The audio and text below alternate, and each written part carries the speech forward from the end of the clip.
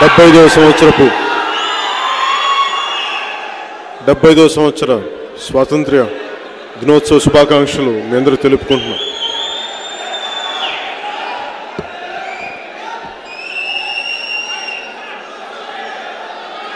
ముఖ్యంగా ఈరోజు చాలా ప్రత్యేకమైన రోజు. ఈరోజు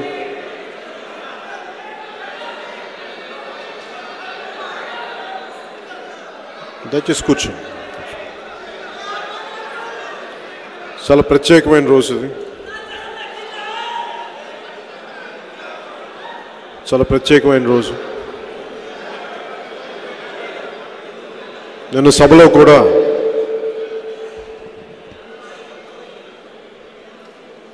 తెలియజేస్తుంది,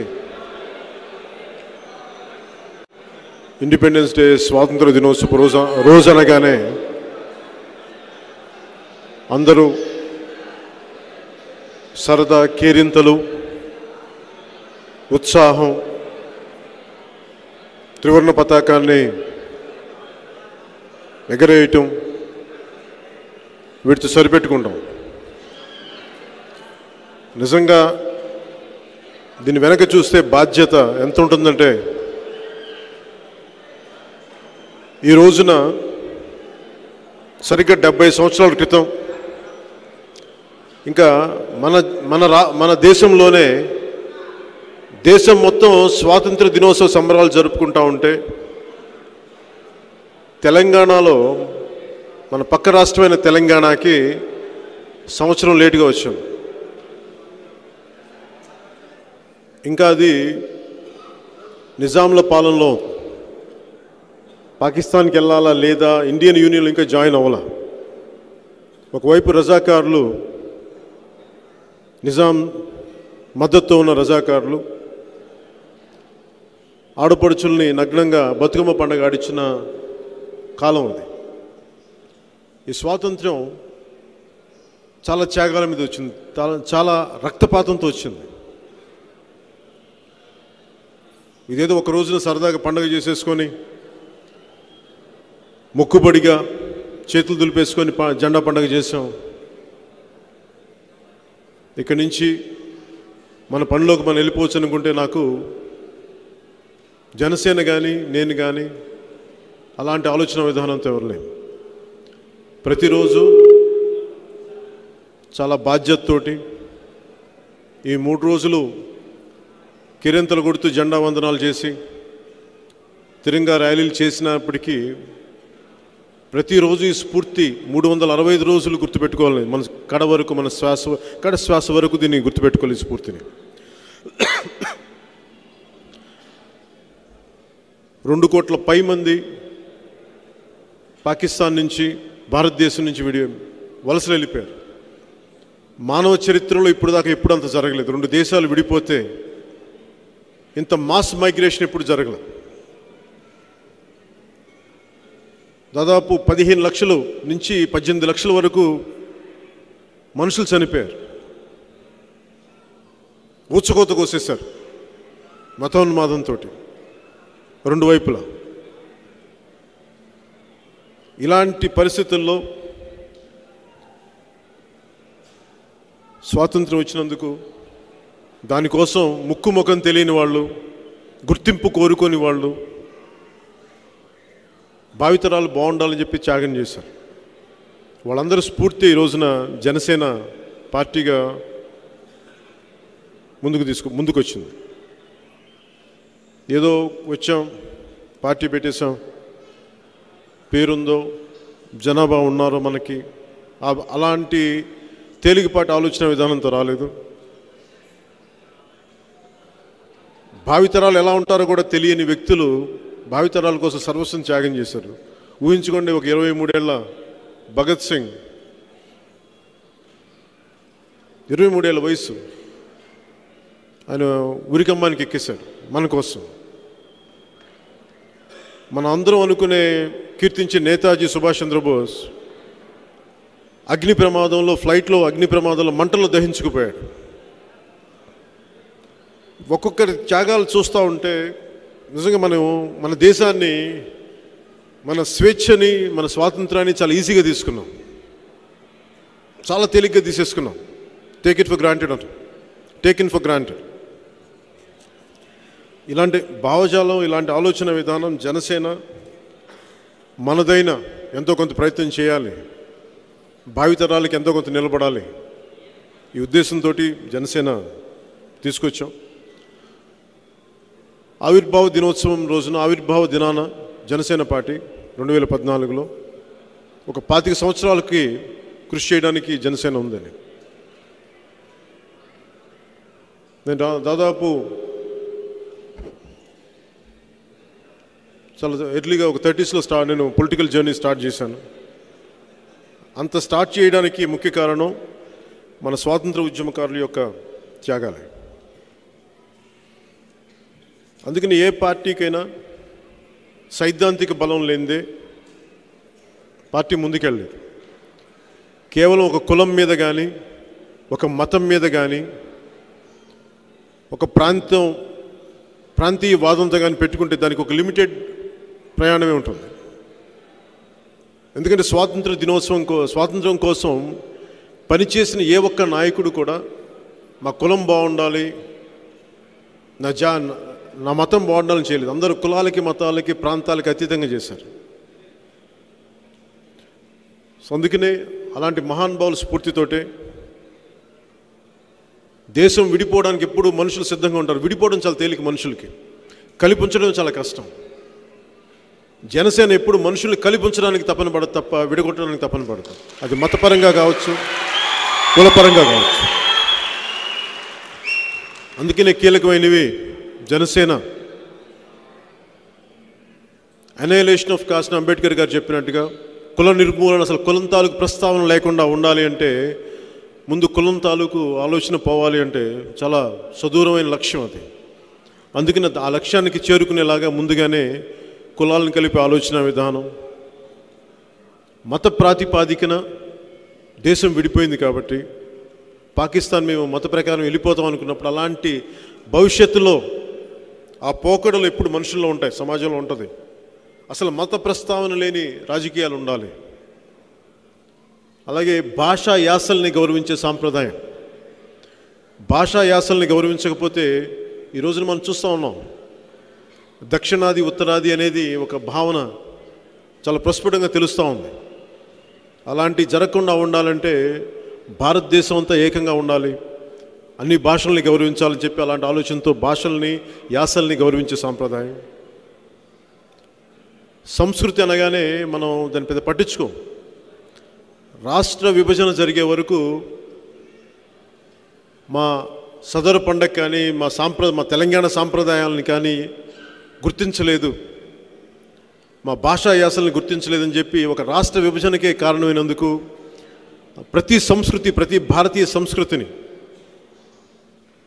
మూలాలు ఉన్న ప్రతి 100 కిలోమీటర్లకు ఒక సంస్కృతి మారిపోతూ ఉంటుంది. అలాంటి సంస్కృతులను కాపాడేలాగా, సంస్కృతులను కాపాడే సమాజం అనే ఒక ఆలోచన విధానం. ప్రాంతీయతను విస్మరిస్తే దేశమే విచ్ఛిన్నమైపోయే పరిస్థితులు ఉంటాయి. ఎందుకంటే ఒకసారి చాలాసార్లు బలంగా కొన్ని చోట్ల వినిపిస్తూ ఉంటుంది, దక్షిణాది వేరు, ఉత్తరాది వేరు అనుకుంటే ఇలాంటి ప్రాంతాలను విస్మరిస్తే భవిష్యత్తు ఏం జరుగుద్దని ఒక బలం, ఒక భయంతోటో, ఒక బాధతోటో ప్రాంతీయతను విస్మరించని ఒక జాతీయవాదం ఉండాలి. మనం ఈ రోజున స్వాతంత్ర ఉద్యమకారులు ఎవరైనా సరే నీతి నిజాయితీలతో ఉన్నవాళ్ళు, వారి మెడలో వారి విగ్రహాలకి దండలేస్తాం. కానీ మన చాలామంది నాయకులు, రాజకీయ నాయకులు అవినీతిలో కూరుకుపోయారు. అందుకని అలాంటి అవినీతి నాయకులపైన రాజీ లేని పోరాటం చేయాలన్నది. భవిష్యత్తులో పర్యావరణం చాలా కీలకమైంది. అభివృద్ధి ఉండాలి, కానీ పర్యావరణాన్ని సర్వనాశనం చేసే అభివృద్ధి ఉండి ప్రయోజనం లేదు. ఈరోజు వైజాగ్లో పరిశ్రమల కాలుష్యం కానీ, అలాగే ఆక్వా కల్చర్ వల్ల డబ్బులు వస్తున్నాయి, కానీ మన తీర ప్రాంతాల్లో సంపూర్ణంగా నేలతల్లి కాలుష్యం అయిపోయింది, నీళ్లు కలుషితం అయిపోయినాయి. ఇలాంటివన్నిటి దృష్టిలో పెట్టుకొని జనసేన పర్యావరణాన్ని పరిరక్షించే అభివృద్ధి ప్రస్థానం అనే దాంతో ఈ రోజున మనం ఈ సిద్ధాంతాలతో ముందుకెళ్ళాం.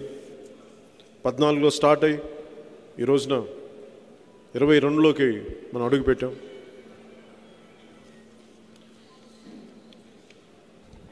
ముఖ్యంగా ఈరోజు మీతో పంచుకోదలుచుకుంది ఒకటి, సెక్యులరిజం గురించి మనం అర్థం చేసుకోవాలి. ముఖ్యంగా జనసేన నాయకులకు కానీ, జనసేన కార్యకర్తలకు కానీ, మహిళా నాయకులకు కానీ, ఆడపడుచులకు కానీ ప్రతి ఒక్కరు మనం అర్థం చేసుకోవాల్సింది, సెక్యులరిజం అనేది కన్వీనియంట్గా ఉండకూడదు. ఓట్ బేస్డ్ సెక్యులరిజం ఇది చేసే కొద్దీ దేశం మరింత వర్టికల్స్ పెరిగిపోతాయి. ఎవరు తప్పు చేసినా, అది కులం కావచ్చు, మతం కావచ్చు, ప్రాంతం కావచ్చు, భారతదేశపు రాజ్యాంగ స్ఫూర్తికి విఘాతం కలిగించేది ఏదైనా సరే ముక్త కంఠంతో ఖండించాలి. ఒక మస్జిద్ని అపవిత్రం చేస్తే ఎంత బలంగా ఖండిస్తామో,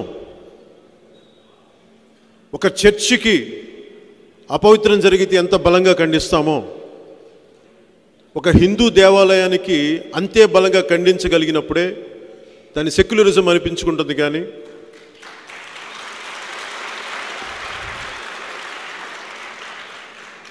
కన్వీనియంట్గా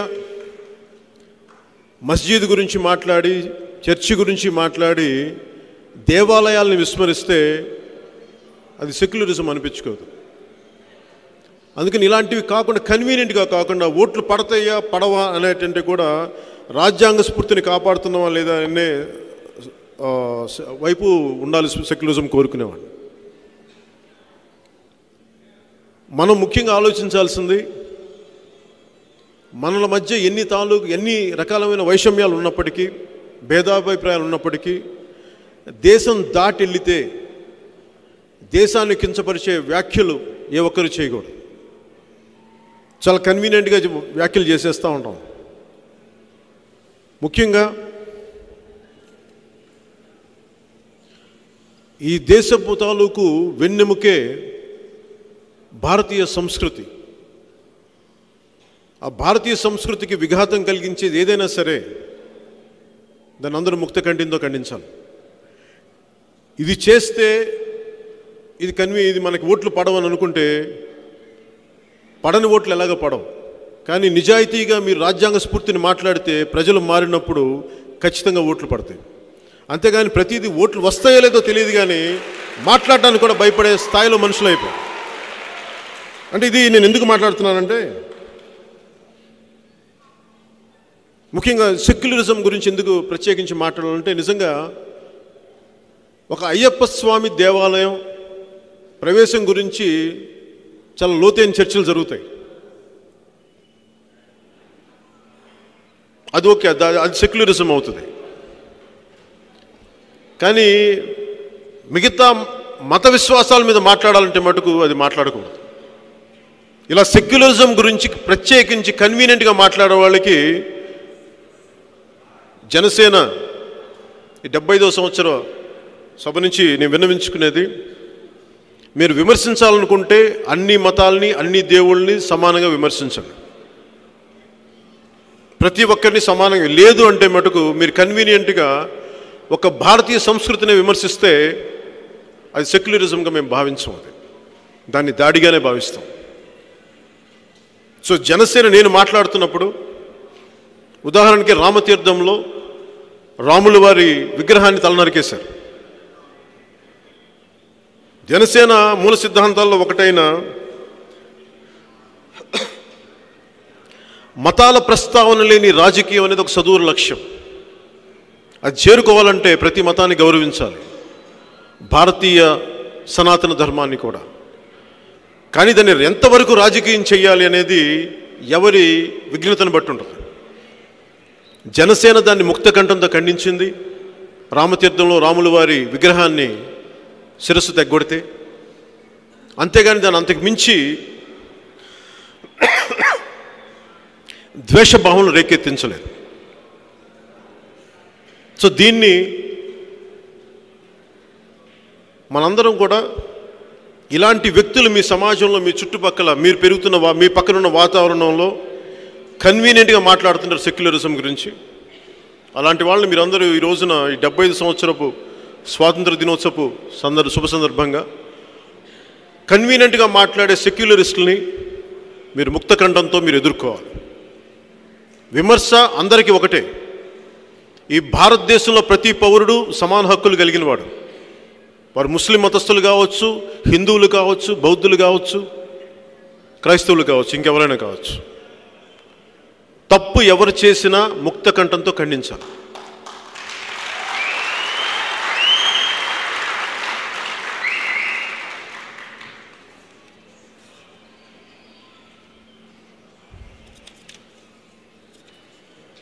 రాను రాను మన పొలిటికల్ అట్మాస్ఫియర్, ముఖ్యంగా ఆంధ్రప్రదేశ్లో కులాల పేరు మీద చాలా పచ్చిగా తిట్టేసుకోవడం చాలా ఇబ్బందిగా ఉంది. ఈ మధ్యన ఉత్తరాంధ్రకి సంబంధించిన నాయకులు ఒకరు, అలాగే రాష్ట్ర ముఖ్యమంత్రి కూడా జనసేన ఒక సామాజిక వర్గాన్ని, ఒక కాపు సామాజిక వర్గాన్ని మిగతా ఎవరికి ఏదో పార్టీ కుదవబెట్టేస్తని మాట్లాడుతూ ఉంటే నాకు ఒకటి చెప్పాలనిపించింది. నేను ఎప్పుడు ఒక కులాన్ని నమ్ముకొని రాజకీయాల్లోకి రాలేదు. అది అర్థం చేసుకోండి ఫస్ట్.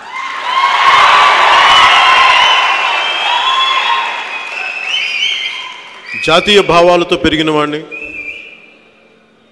రాజ్యాంగ స్ఫూర్తిని లోపల పెట్టుకున్నవాడిని, గుండెల్లో పెట్టుకున్నవాడిని. ఎందుకు ఒక కులం మీద ఎవరు రాజకీయం చేసినా ఎందుకు సాధ్యం కాదంటే,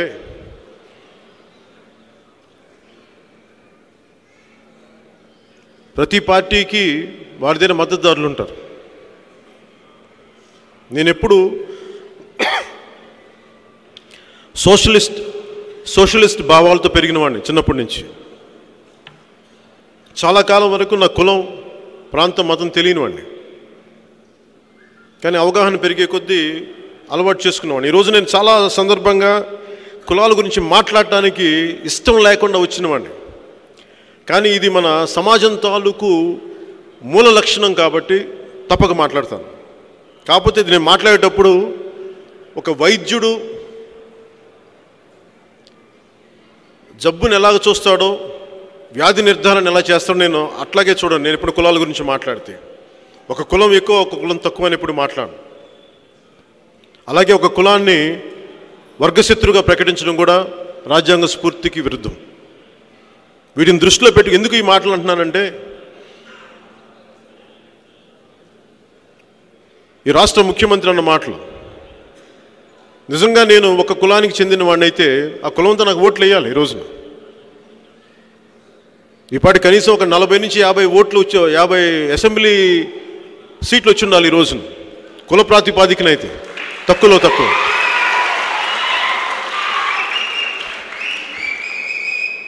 నేను కుల నాయకుడిని కాదు, ప్రజలకు సంబంధించిన నాయకుడిని. సో వైసీపీ నాయకుడికి ఈ సందర్భంలో కూడా చెప్తాను, దయచేసి మీరు మీ భావాల్ని నా మీద రుద్దకండి. నేను అలాంటి వ్యక్తిని కాదు. ఈరోజు కూడా నేను నా స్నేహితుల్లో కానీ నేను మతం చూడలేదు, వారు ఏ కులం అని చూడలేదు. ఈ మధ్య ఒక 3-4 సంవత్సరాల క్రితం కూడా నా దగ్గర వ్యక్తి అయిన నా స్నేహితుడైన ఆనంద్ సాయి కులం నాకు తెలియదు చాలా కాలం. ఈ మధ్యనే కొన్ని సంవత్సరాల క్రితం యాదగిరిగుట్ట తను రూపశిల్పిగా ఉన్నప్పుడు, ఆర్కిటెక్ట్గా ఉన్నప్పుడు అప్పుడు అర్థమైంది తను బీసీ కులానికి చెందిన వ్యక్తి అని. సో నేను ఎప్పుడు కులాన్ని చూడలేదు నా స్నేహితుల్లో కూడా. అలాగే పాలిటిక్స్లో కూడా కులం ఎందుకు, కేవలం కులం మీద ఆట ఆడితే ఎందుకు నష్టపోతామంటే, దీనికి క్లాసిక్ ఎగ్జాంపుల్ కాన్షీరామ్ గారిది బహుజన్ సమాజ్ పార్టీ. బహుజన్ సమాజ్ పార్టీ కేవలం అణగారిన వర్గాలకి అండగా ఉండాలని స్టార్ట్ చేసి అది విస్తరించే కొద్దీ ఇంకా ఎక్కువ అల్పసంఖ్యాకులు, ఇంకా మోస్ట్ వెనుకబడ్డ బ్యాక్వర్డ్ క్లాస్ కులాలు రావాలి. అలాగే ఆఖరికి అది ఏ బ్రాహ్మణ సమాజాన్ని అయితే ద్వేషించారో ఆ బ్రాహ్మణ సమాజంతోనే చేతులు కలపాల్సి వచ్చింది ఉత్తరప్రదేశ్లో. ఇలాంటి ఉదాహరణలు కోకొల్లలు దేశం అంతా. సో వీటన్నిటిని దృష్టిలో పెట్టుకొని జనసేన ఎప్పుడు కులాలను కలిపే ఆలోచన విధానంతో ఉండాలి తప్ప ఒక్క కులం కోసమే పనిచేస్తే ఆ కులానికి కూడా చేటు చేసిన వాళ్ళం అవుతాం. అందుకని జనసేన ఒక కులానికి మీరు అంటగట్టాలని వైసీపీ నాయకులు అనుకుంటే దయచేసి అది మీ తప్పు చేసిన వాళ్ళు అవుతారు. దయచేసి అది మీరు ఆ మాటల్ని మీరు వ్యాఖ్యలు వెనక్కి తీసుకోండి.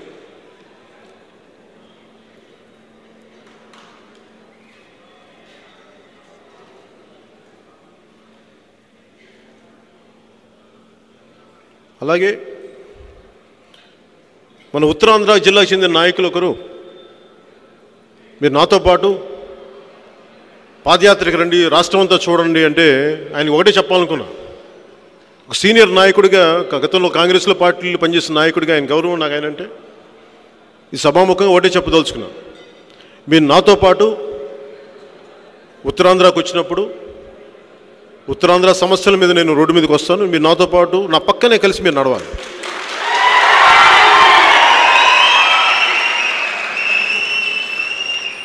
ఎక్కువ అడుగులు వేయద్దు, 30 మీటర్లు కాదు, 30 అడుగులు కాదు, జస్ట్ 3 అడుగులు వేయించాను. 3 అడుగులు వేసిన తర్వాత అప్పుడు ఆ మాటలు మాట్లాడాలి. విమర్శించే ప్రతి నాయకుడికి ఏదో మాట్లాడేయాలి కదా అని చెప్పి ఇష్టం వచ్చినట్టు మాట్లాడితే నాకు చాలా డీటెయిల్గా బదులు ఇవ్వగలను. కానీ మీ పెద్దరికం, మీ అనుభవం ఎరిగిన వాడిని, గుర్తించిన వాడిని కాబట్టి కొంచెం నేను జాగ్రత్తగానే మాట్లాడతాను. కానీ మీరు కూడా పదే పదే మాట్లాడితే నేను కూడా మీకంటే ఘాటుగా నోరిప్పాల్సి వస్తుంది.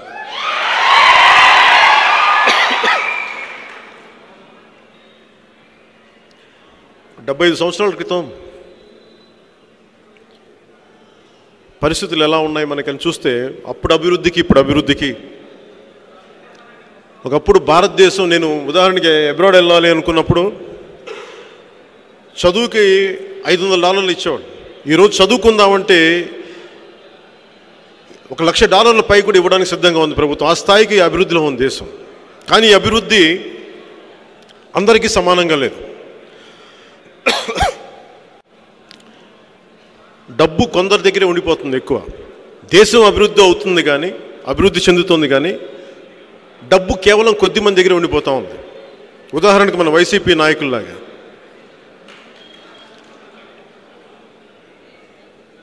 రాష్ట్రం 1,00,000 కోట్ల ఆదాయం వస్తుంటే ఇసుక వనరులు అమ్మేస్తూ ఉన్నారు, ఖనిజాలు అమ్మేస్తున్నారు. ఉదాహరణకి నిన్న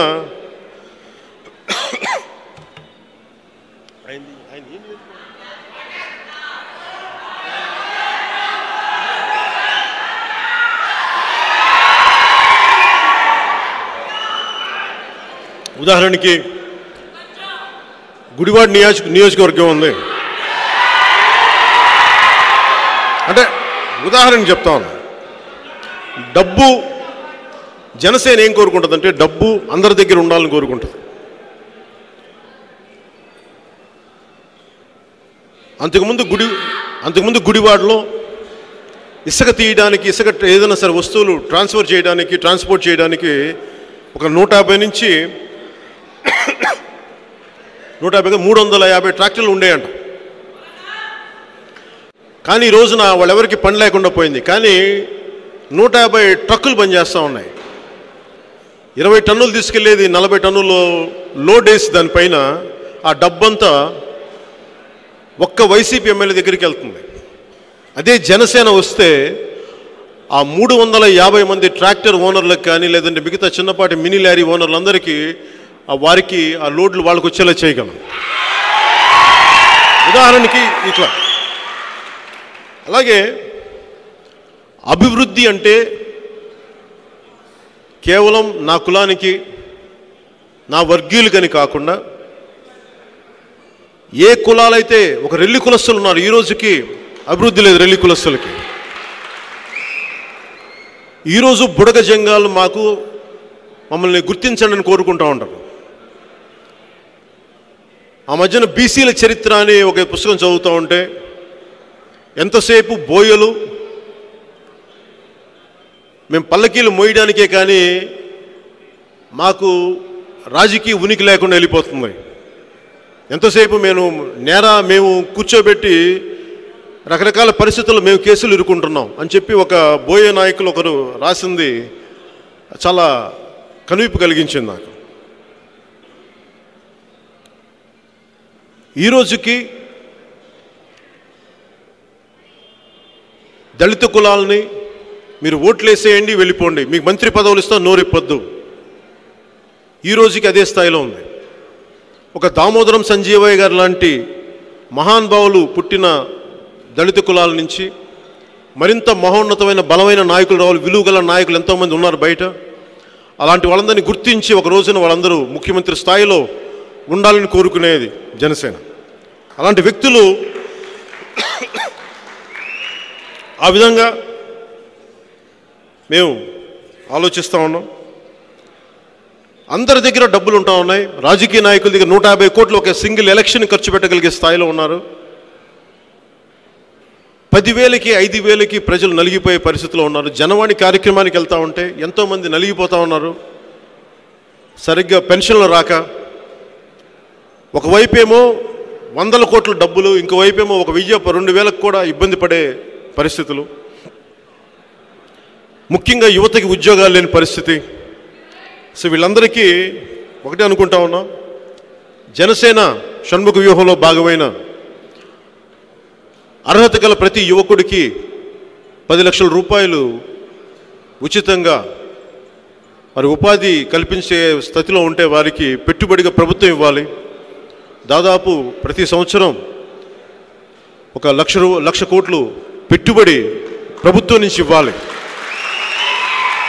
అంటే ఇది ఎలా పనిచేస్తుందని మీరు అడగచ్చు. నిన్న సభలో కూడా మాట్లాడా. చాలామంది ఐటీ టెక్నీషియన్స్ ఉన్నారు, అంటే ఇన్ఫర్మేషన్ టెక్నాలజీ ఎక్స్పర్ట్స్ ఉన్నారు. ఒక యాప్ తయారు చేసుకోవాలి అంటే వాళ్ళ దగ్గర పెట్టుబడి ఉండదు, ఐడియా ఉంటుంది. కొంతమందిని హైర్ చేసుకోవాలి, ఒక 2-3 గదులు కావాలి, 2-3 కంప్యూటర్లు కావాలి, మార్కెటింగ్ చెప్పే వ్యవస్థ ఉండాలి. ఇలాంటివన్నీ పెట్టుబడి పెట్టడానికి ప్రభుత్వమే ఒక స్థలం ఇచ్చి కానీ ఒక బిల్డింగ్ ఇచ్చి కానీ వాళ్ళు పెట్టుబడి ఇస్తే వాళ్ళ నుంచి ఎన్ని వేల కోట్లు మనం ప్రభుత్వానికి తిరిగి ఇవ్వగలరు, ప్రజలకి ఇవ్వగలరు మనం ఊహించలేం. అలాంటి ప్రతిభ ఉన్న ప్రతి యువకుల్ని గుర్తించాలన్నదే జనసేన షణ్ముఖ వ్యూహంలోని ఒక 10 లక్షల రూపాయలు పెట్టుబడి పెట్టాలన్న ఆలోచన విధానం దాని నుంచే వచ్చింది. అలాగే దివ్యాంగుల్ని ఎప్పుడు కూడా వారికి ఏదో ఒక 2,000-3,000 పడేసేది కాకుండా వారిలో గొప్ప ఎంటర్ప్రెన్యూర్స్ ఉన్నారు, ఔత్సాహిక పారిశ్రామికవేత్తలు ఉన్నారు, విద్యావేత్తలు ఉన్నారు. వాళ్ళకు కూడా ప్రత్యేకంగా ఒక ఆ ఫండ్లో ప్రత్యేకంగా వాళ్ళకి కొంత నిధి కేటాయించాలని కూడా మనస్ఫూర్తిగా మేము ఆలోచిస్తూ ఉన్నాం. అలాగే వారు పెట్టుబడి పెట్టి 10 మందికి ఉద్యోగాలు ఇచ్చేలాగా దివ్యాంగులు ఉండాలని మనస్ఫూర్తిగా మేము ఆలోచిస్తూ ఉన్నాం.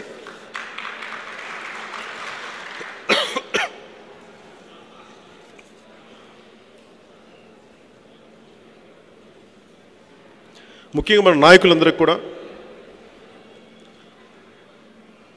బయట రాష్ట్రాల్లో బయట దేశాల్లో ఏం జరుగుతుందో మీరు కొంచెం లోతుగా అధ్యయనం చేయండి. లోతుగా అధ్యయనం చేస్తే మన పాలసీల మీద చాలా బలమైన పాలసీలు తయారు చేయగలం. ఈ రోజున రష్యా యుక్రెయిన్ వార్ వల్ల మనకి యూరియా రేట్ పెరిగిపోయింది. నిజానికి ప్రభుత్వంలో ఉన్న వ్యక్తులు ఒక 2-3 సంవత్సరాల ముందే ఇలాంటి పరిస్థితులు ఉన్నాయని గ్రహించగలిగితే ఆల్టర్నేట్ వ్యవస్థను ఆల్టర్నేట్ సప్లై చైన్ని పట్టుకొని ఉండొచ్చు.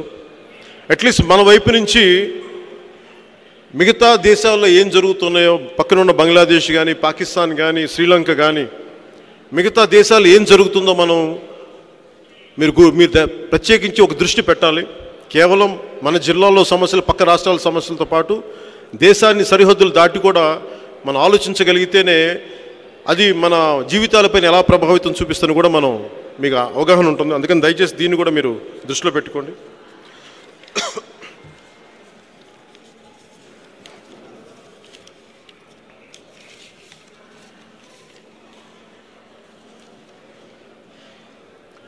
ముఖ్యంగా లా అండ్ ఆర్డర్ సంబంధించి జనసేన వ్యవస్థల్ని బలోపేతం చేసే కోరుకునే పార్టీ జనసేన. ఈ రోజున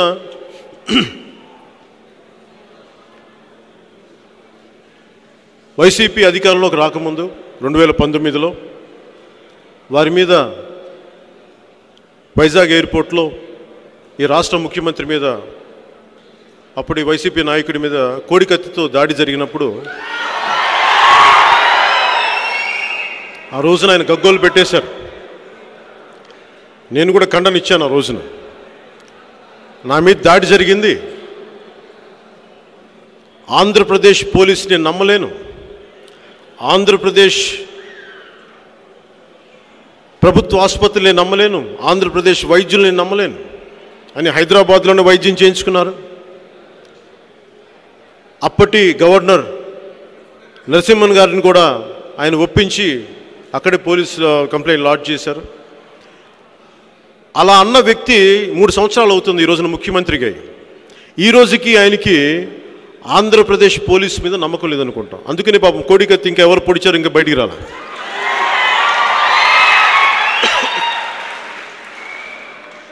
మరి ఇలాంటి వ్యక్తి దిశ యాప్ ఒకటి పెట్టేసి ఒక వంచకుడు ఎవరన్నా సరే ఒక ఆడపిల్ల మాన మర్యాదలకి భంగం వాటిల్లితే కలిగిస్తే 14 రోజులు 15 రోజులు 2 వారాల లోపు శిక్షిస్తాం పట్టుకుంటామని చెప్పిన మాట ఈ రోజుకి అట్లాగే ఉంది. భారతదేశపు శిక్షణ స్మృతి 14 రోజుల్లో శిక్ష అలా విధించలేదు. అది తెలిసి కూడా ప్రజల్ని మభ్యపెట్టడానికి ఆ రోజున ఒక మాయజాలంగా చేసి ఒక యాప్ అనేది ఒక దిశ యాప్లో పెడితే అన్ని అద్భుతాలు జరిగిపోతుందని చెప్పి ఈ రోజుకి కూడా దానికి మనకి దాని గురించి ఏం మాట్లాడలేదు. అలాగే లా అండ్ ఆర్డర్ నిజంగా బలంగా లేకపోతే సమాజం చాలా క్షీణించిపోద్ది. ఏ స్థాయికి వెళ్ళిపోయిందంటే మొన్న ఈ మధ్యన కూడా మన చిత్తూరు జిల్లాలో జనసేన కార్యకర్తల మీద ఎస్సీ ఎస్టీ అట్రాసిటీ యాక్ట్ పెట్టేశారు. ఎంత దుర్వినియోగం చేస్తున్నారంటే ఎస్సీ ఎస్టీ అట్రాసిటీ యాక్ట్ని ఏ ఎస్సీలనైతే ఏ దళితులనైతే రక్షించాలో ఆ దళితుల మీద కూడా SC ST atrocity act case పెట్టే పరిస్థితికి వెళ్ళిపోయింది వైసీపీ గవర్నమెంట్. చట్టాలని దుర్వినియోగం చేసుకుంటూ వెళ్ళిపోతే చట్టాలు నిష్ప్రయోజనం అయిపోతాయి. గతంలో తాడా యాక్ట్ కూడా ఇలాగ దుర్వినియోగం చేసి మొత్తానికి చట్టం తీసేయాల్సి వచ్చింది. అందుకని ఎస్సీ ఎస్టీ అట్రాసిటీ యాక్ట్ని ప్రభుత్వాలు పోలీసులు చాలా బాధ్యతతో వ్యవహరించాలని కోరుకుంటున్నాం. మొన్న కూడా చెప్తా ఉన్నాను, ఈ రోజున ఈ సభాముఖంగా కూడా చెప్తా ఉన్నాను, ఎస్సీ ఎస్టీ అట్రాసిటీ యాక్ట్ని అన్యాయంగా ఎవరి మీద చేసిన దాన్ని ముక్త కంఠంతో అందరం దాని మీద ఖండించి దాన్ని మానవ హక్కుల కమిషన్కి తీసుకెళ్ళమని నేను కోరుకున్నాను ప్రతి చోట. ఎందుకంటే ఇది నిజమైన అవసరమైన చోట, నిజంగా ఎస్సీ ఎస్టీ యాక్ట్ పెట్టాల్సిన చోట పెట్టకూడని చోట పెడతా ఉన్నారు. అందుకని దీన్ని నా స్నేహితులైన దళిత మేధావులతో ప్రొఫెసర్లతో కూడా నేను దీని మీద ఒక బలమైన ఆలోచన విధానంతో ఒక పాలసీ రూపకల్పన చేయాలని నేను మనస్ఫూర్తిగా ఆలోచిస్తూ ఉన్నాను. చాలా సంవత్సరాల క్రితం నేను జానీ అనే సినిమాలో రాబోయే మా కంట్రీకి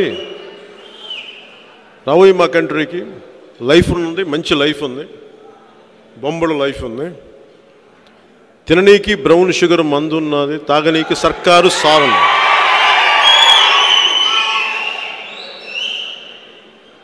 అంటే ఆ రోజు నా సెన్సార్ సర్టిఫికేట్ సెన్సార్ వాళ్ళు ఒప్పుకోలేదు, తీసేయండి ఈ పదం తీసేయండి అన్న, కంట్రీకి అనే పదం మీరు పెట్టకూడదని. కానీ ఈరోజు నా సెన్సార్ బోర్డు ఇప్పుడైతే నేను ఏమడిగేవాడిని అంటే కనీసం రాబోయే మా రాష్ట్రానికి అనొచ్చా, అది ఓకేనా మీకన్నా, రాబోయే మా రాష్ట్రానికి తిననీకి మాకు తాగటేక మంచి గంజాయి సిగరెట్లు ఉన్నాయి, తాగడానికేమో అమ్మ నాన్న వైన్ షాపులు ఉన్నాయి, ప్రభుత్వ వైన్ షాపులు ఉన్నాయి.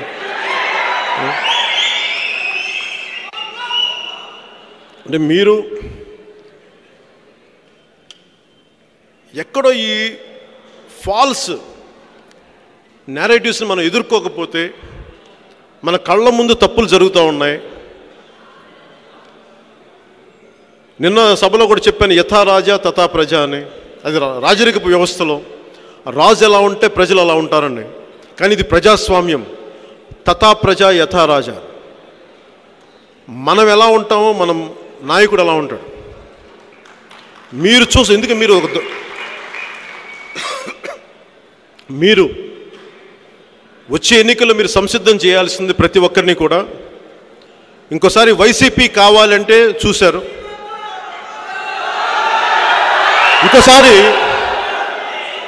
ఇంకోసారి వైసీపీ కావాలి అంటే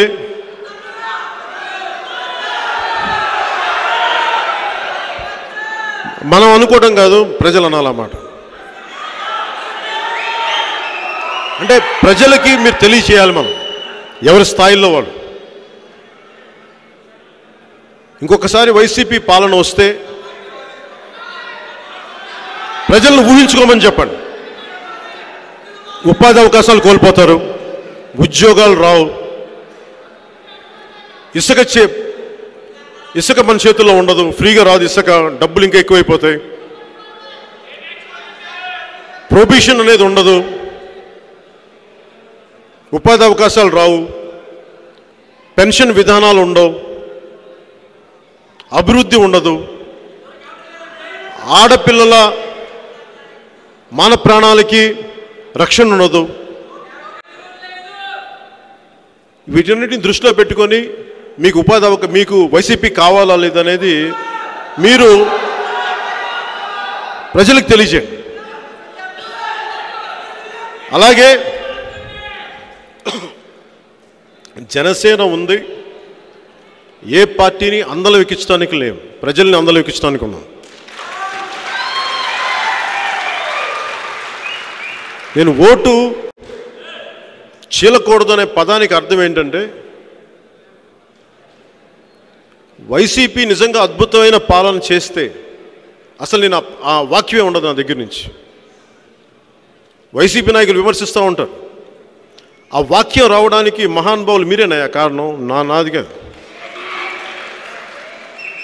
అంటే మీకు చట్టాలు వర్తించవు, మీరు ఎవరి మీదైనా దాడులు చేసేయచ్చు, ఆడపిల్లలకి మాన ప్రాణాలకి భంగం వాటిల్లితే పాపం ఎవరో పొరపాటును చేసేసారని అనేయచ్చు.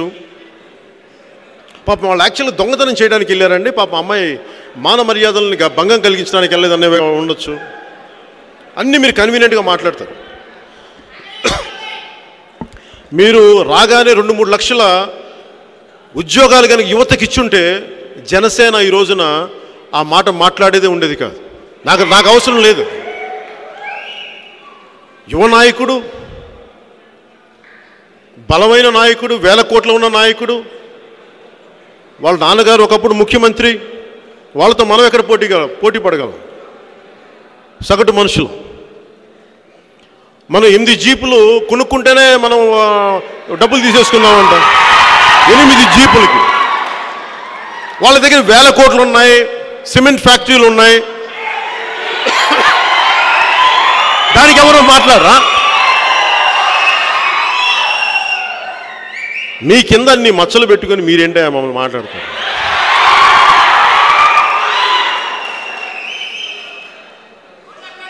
నేను అదే చెప్పా. నేను 25 కోట్లు, ఒక 20 కోట్ల నుంచి 25 కోట్లు ట్యాక్స్ కట్టగలిగే స్థాయి ఉన్నవాడిని.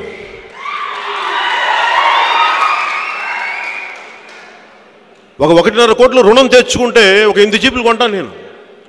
నెలకి ఇన్స్టాల్మెంట్ కట్టుకుని తీసుకెళ్తా. దానికి కూడా మీరు కూర్చోబెట్టి మమ్మల్ని ఈ స్థాయి అంటే మీ పార్టీ నడపడానికి ఇంకెవరికి అర్హత లేదమ్మా, మీకేనా? మీరు దిగొచ్చారా బాబు? మీరు మీకేనా పార్టీ పెట్టే అర్హత? నాలాంటి వాడినే, ఇంత ప్రజాభిమానం ఉన్నవాడిని, ఇంత బలం కలిగిన వాడినే మీరు ఇలా విమర్శిస్తున్న. రేపొద్దున ఒక దళితుణ్ణి, ఒక వెనకబడ్డ బీసీ కులాల నుంచి వచ్చిన నాయకులు మీరు ఎలా చూస్తారు? ఇంకా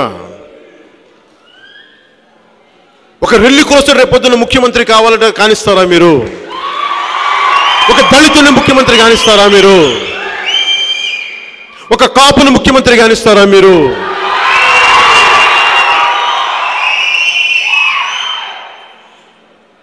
ఒక బలిజని ఉన్నతమైన స్థానంలో కూర్చోబెట్టగలరా మీరు?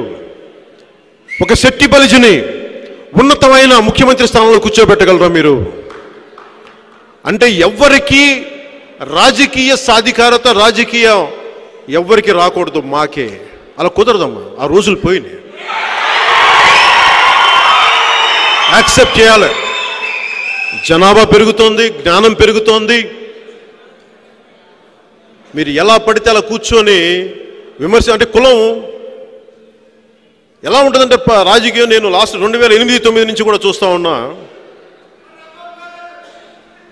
వాళ్ళ చుట్టూ ఎవరున్నా మన వాళ్ళ కులం చూడకూడదు. మేము చాలా సెక్యులరిస్టులు, మాకు కుల భావనలు ఉండవు. మా దగ్గరికి ఎవరు వచ్చినా వీళ్ళ పక్కన వాళ్ళు, వీళ్ళ పక్కన వీళ్ళు అంటారు. మేము వాళ్ళ లెక్కటాలు మేము ఏం చేయొచ్చు? ఈ ధోరణి మారాలి. నేను నిజంగా నా కోసం నేను రాజకీయాల్లోకి రాలా. ఒక పదవి కోసమే అయితే 2009లోనే ఎంపీ అయిపోయేవాడిని, గుర్తుపెట్టుకోండి.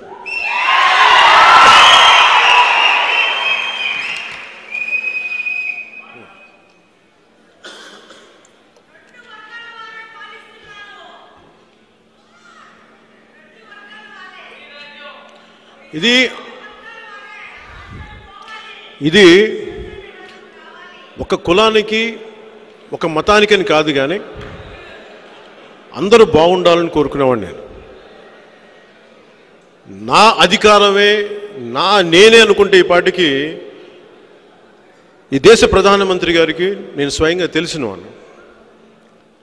ఆయన అపాయింట్మెంట్ తీసుకొని నాకు రాజకీయంగా మీరు ఏదో గుర్తింపు ఇవ్వండి అన్నంత చనువు ఉన్నవాడిని. నాకు నేను ఎప్పుడూ తాకట్టు పెట్టలేదు. మీరందరూ బాగుండాలి, నేను అలా తాకట్టు పెట్టను. నా బలాన్ని కానీ మీరు ఇచ్చిన ప్రేమని కానీ నేను ఎప్పుడు తాకట్టు పెట్టను.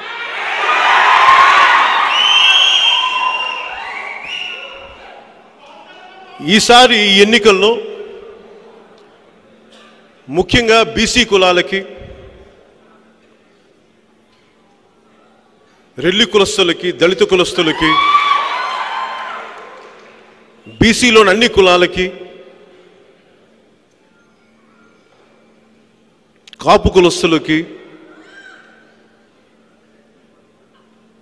ముస్లిం మైనారిటీలకి మీరు ఒకసారి ఒక ఆలోచన పెట్టి చూడండి. నేను ఏ కులాన్ని కూడా వర్గశత్రువుగా నేను చూడను. అలా ఎవరినో చూస్తే కూడా నేను దాన్ని సంపూర్ణంగా వ్యతిరేకిస్తాను. అవసరమైతే అధికారం, పదవి వదులుకుంటాను తప్ప ఏ కులాన్ని కూడా వర్గశత్రువుగా ఎవరు ప్రకటించినా, పొరపాటున మా పార్టీలో ఉన్న ఎవరన్నా మాట్లాడినా నేను దాన్ని ఒప్పుకోను. అది మీరు ఎవరిని అడిగినా చెప్తారన్నమాట.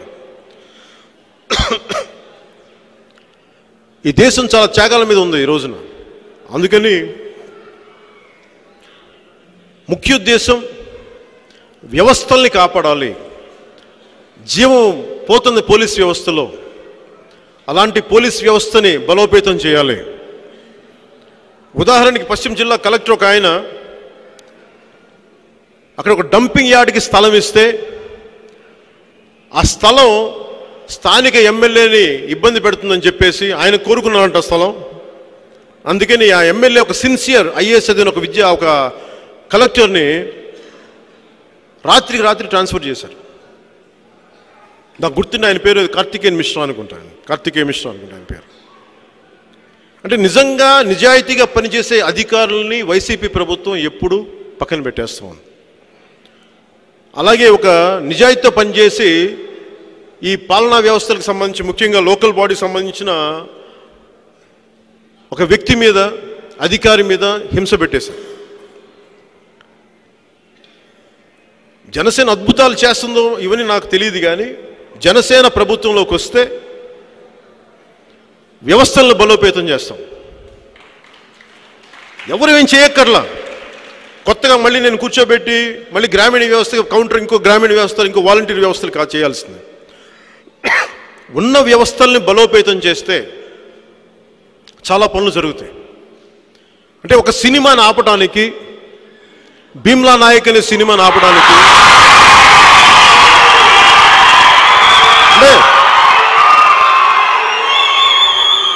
అంటే ఇది నేను చాలా తటస్థంగా ఉండి మాట్లాడుతున్నా.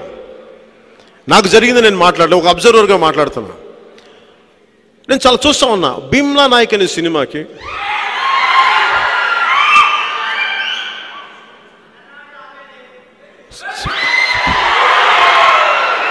ఎంఆర్ఓల దగ్గర నుంచి, ఒక చిన్న సైజు రెవెన్యూ అధికారి దగ్గర నుంచి, రాష్ట్రాన్ని మొత్తం రెవెన్యూ వ్యవస్థను నడిపే చీఫ్ సెక్రటరీ దాకా అందరూ ఒక సినిమా కోసం పనిచేశారు, ఆపాలని.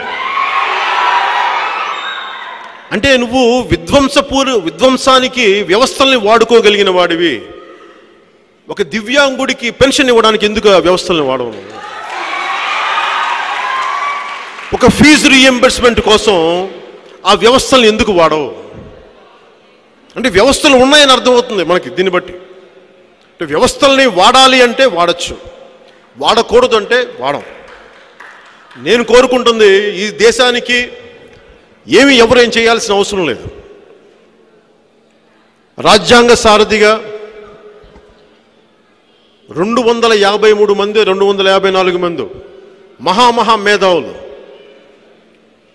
కాన్స్టిట్యూషన్ అసెంబ్లీకి ఎన్నికయ్యి, ఒక్కొక్కరు ఉద్దండులు, బలూచిస్తాన్ దగ్గర నుంచి, యునైటెడ్ ప్రొవిన్సెస్ దగ్గర నుంచి, తమిళనాడు నుంచి, ఆంధ్ర దగ్గర నుంచి, దేశం నలుమూల నుంచి ఇంతమంది కాన్స్టిట్యూషన్ అసెంబ్లీ అంటే మన రాజ్యాంగ రూపకల్పన కోసం ఎన్నికయ్యి, అంబేద్కర్ లాంటి మహనీయుడు రాజ్యాంగ నిర్మాతగా ఉండి, వాళ్ళు రాసిన రాజ్యాంగాన్ని సంపూర్ణంగా మనం అర్థం చేసుకొని అమలు పరిస్థితి చాలా. అంతకుమించి ఈ దేశానికి ఎవరు ఏం చేయాల్సిన అవసరం లేదు. కొత్తగా వైసీపీ నాయకులు వచ్చి మేము పొడి చేస్తాం, బాబు మీరేం అద్భుతాలు చేయొద్దమ్మా, ఉన్న వ్యవస్థలు కాపాడను, అదొకటే. వాళ్ళు ఎలాగ చేయట్లేదు కాబట్టి ఆ పని జనసేన చేస్తుంది, వ్యవస్థలను బలోపేతం. ఒక నిజాయితీ గల అధికారిని బలమైన స్థానంలో కూర్చోబెడతాం. ఒక నిజాయితీ గల పోలీస్ అధికారిని, భావోద్వేగాలకి లోను కాని పక్షపాతం లేని అధికారులు నిజంగా ఉన్నత స్థాయిలో అధికారంలో కూర్చోబెడితే లా అండ్ ఆర్డర్ ఆటోమేటిక్గా అది గట్టిగా ఉంటుంది. నేను ఒకసారి ఏలూరులో పర్యటనకు పోయినప్పుడు 2018లో ఒక అధికారిని అడిగాను, ఎస్పీ స్థాయి అధికారి, మీరు నిజంగా ఇంత రౌడిజం పెరిగిపోతుంది కదా, మీరేం చేయలేరా మీరు అని అడిగా. సార్, రాజకీయ నాయకులు, ఎమ్మెల్యేలు కానీ, మంత్రులు కానీ మా నాన్న మమ్మల్ని వదిలేస్తే రౌడీ అనేవాడిని చూపించాను సార్, కరెక్ట్గా 2 వారాలు సార్ మడతపెట్టి లోపల కూర్చోబెడతాం సార్. అంటే ఫైనాన్షియల్ ఆర్థిక పరిస్థితి ఎలా ఉంది ఈ రోజున? అప్పులు తీసుకొచ్చి అభివృద్ధి అంటారేంటి వీళ్ళు? గుండెలు బాధేసుకుంటున్నారు. మీరు ఎక్కడ అభివృద్ధి చేశారు? ఉద్యోగాలు ఇచ్చావు, పరిశ్రమలు తెచ్చావా? ఉన్న పారిశ్రామికవేత్తలను చావగొట్టడం తప్ప కొత్త ఉద్యోగాలు కల్పించారా మీరు? ఇవేమి చేయకుండా మేము కూర్చోబెట్టి మేము అభివృద్ధి చేసిన, అప్పులు తెచ్చి అభివృద్ధి అంటున్నారు వీళ్ళు. ఢిల్లీలో నాకు తెలుసు కదా వీళ్ళు ఏం మాట్లాడతారో, వీళ్ళు ఏం చేస్తారో నాకు తెలుసు, నాకు చెప్తా ఉంటారు. ఒక్కొక్క ఎంపీ, ఒక్కొక్క మంత్రి ఢిల్లీకి వెళ్ళి ఏం మాట్లాడతారో నాకు తెలుసు, నాకు చెప్తా తిరిగి వచ్చి అందరూ.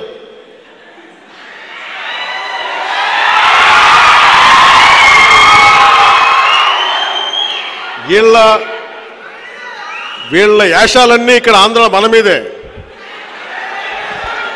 6 నెలలు కర్రసావాసం చేసి కర్రసావం నేర్చుకొని మూలనున్న ముసలమ్మను కొట్టారండి. అలాగా వీళ్ళ అధికారం, వీళ్ళు 151 ఎమ్మెల్యేలు బలం, 25 పైన ఎంపీల బలం మనలాంటి సామాన్యుని చావగొట్టడానికి తప్ప వెళ్ళి మోడీ గారి ముందు యాశాలు వేయమని చెప్పినప్పుడు కరెక్ట్గా చెప్తారండి. అంటే మీకు ఏం అర్థమవుతుంది? అంటే వీళ్ళు మన బలం తీసుకొని మన బలం, మన ప్రజల బలం తీసుకొని వాళ్ళని మనం ఎక్కించాం అందరం. పొరపాటు వైసీపీ నాయకులు కాదు, మంది. అద్భుతాలు చేస్తారని ఎక్కించి మీరు ఎలా నమ్ముతారు? నేను రాగానే అది చేస్తాను, మీరు రాగానే మీకు ఏం కావాలమ్మా అన్న, మాకు ఆకాశం నుంచి మాకు వెండి బంగారు వర్షం కావాలి, చేసేద్దాం, ఎందుకు ఏం చేశాను, వజ్రాలు ఇచ్చేస్తాం అలాగే అన్న.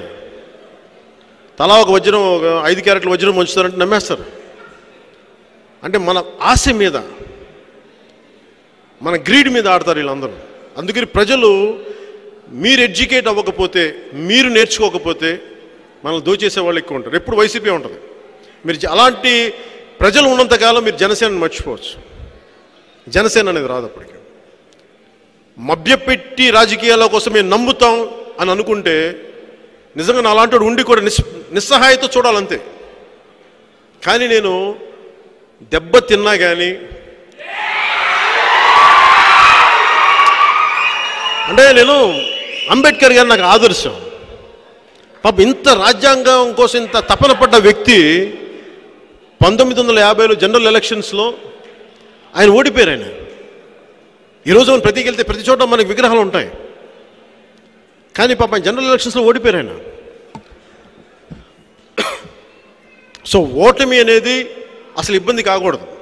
నిజంగా నీకు దేశం నాది, సమాజం నాది, ఈ ప్రజలు నా వాళ్ళు అనుకుంటే నువ్వు ఓడినావో గెలిచినావో అసలు ఫరక్ పడదు, తేడా పడదు, చేస్తూ ఉంటాం. సో జనసేన ఈ రోజున ఉంది, ఒక ఎన్నికల కోసం రాలేదు, 2 ఎన్నికల కోసం రాలేదు, తక్కువలో తక్కువ 2 తరాల కోసం వచ్చాం మేము. అలాగే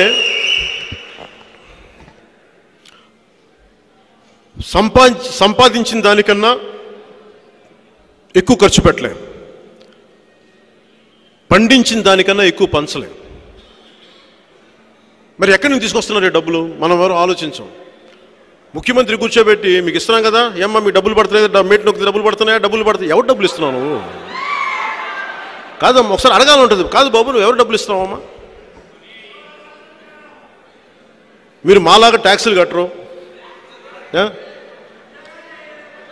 దౌర్జన్యాలు చేసి డబ్బులు సంపాదిస్తారు, ఏదన్నా అడిగితే చొక్కాలు పట్టుకుంటారు, మీకు కేసులు పెడతారు తప్ప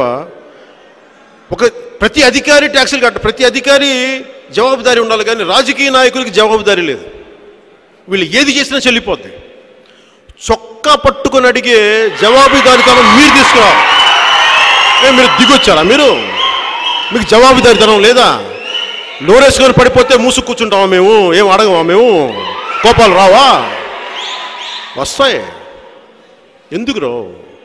ప్రజలు మౌనంగా ఉన్నారంటే భయం కాదు, చూస్తున్నారు. ఇంకెంత రెచ్చిపోతారో చూద్దాం, మేము చూస్తాం.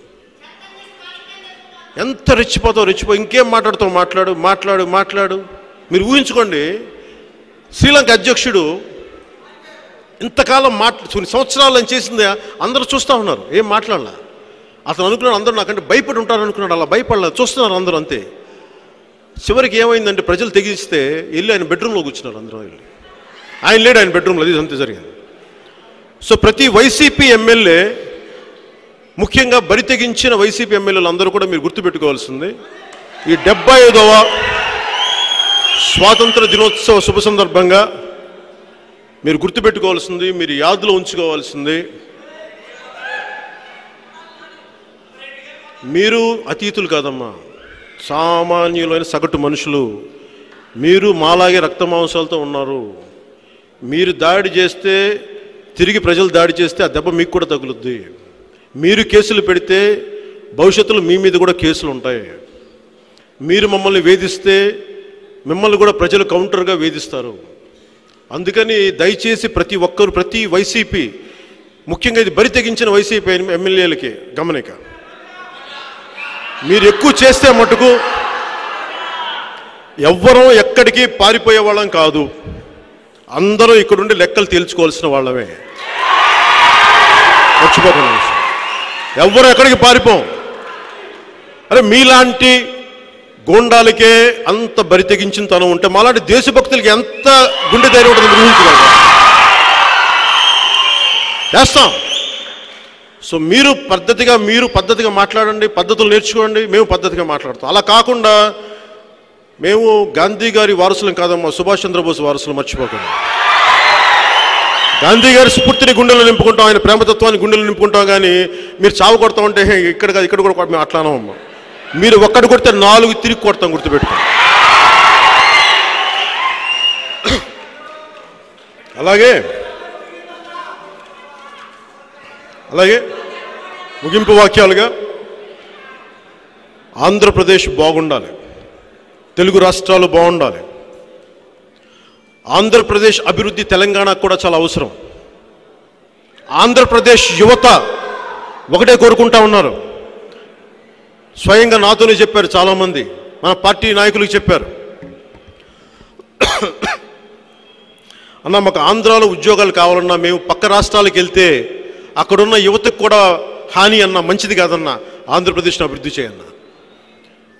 ఒక ఐటీ కుర్రవాడు, శ్రీకాకుళం నుంచి వచ్చిన కుర్రాడు, అన్న మీరు వైజాగ్ అనంతపురంలో చేసుకుంటే మేము తెలంగాణకి వెళ్ళి తెలంగాణ యువత పొట్టగొట్టాల్సిన అవసరం మాకు రాదన్నా, దయచేసి ఇక్కడ ఉండేలా చూడన్నా, ఉపాధి అవకాశాలు ఇక్కడ. ఇంత ఉన్నతంగా ఉన్నారు యువత, ఇంత గొప్పగా ఉన్నారు యువత. అలాంటి యువత కోసం జనసేన ప్రభుత్వం రావాలని మనస్ఫూర్తిగా నేను ఆకాంక్షిస్తున్నాను. ఇప్పుడు దాకా నేనేం అడగలా, నా కోసం నేనేం అడగలా. 24కి వచ్చే ఎన్నికల్లో ఒక్కసారి జనసేన వైపు చూడండి, జనసేన కోసం ఆలోచించండి. నేను ఎక్కడికి పారిపోను, ఓడిపోయినా నిలబడే ఉన్నాం, ఎక్కడికి పారిపోం. నా కడశ్వాస వరకు 75వ స్వాతంత్ర దినోత్సవ సందర్భంగా చెప్తున్నాను, నా కడశ్వాస వరకు నా కుటుంబం కంటే మీరు ఎక్కువ, ప్రజలు ఎక్కువ, దేశం ఎక్కువ, సమాజం ఎక్కువ. ఈ దేశం మీద ఒట్టేసి చెప్తున్నా, రాజకీయాలు వదిలేదే లేదు, నిలబడే ఉంటాం. ప్రజల కోసం పదవి ఇస్తే, మీరు పదవిస్తే పదవితో సేవ చేస్తాం, పదవి ఇవ్వకపోతే పదవి లేకుండా సేవ చేస్తాం. అలాగే పిఎస్సి చైర్మన్ 2 తీర్మానాలు చేయమని నేను కోరుకుంటా ఉన్నాను.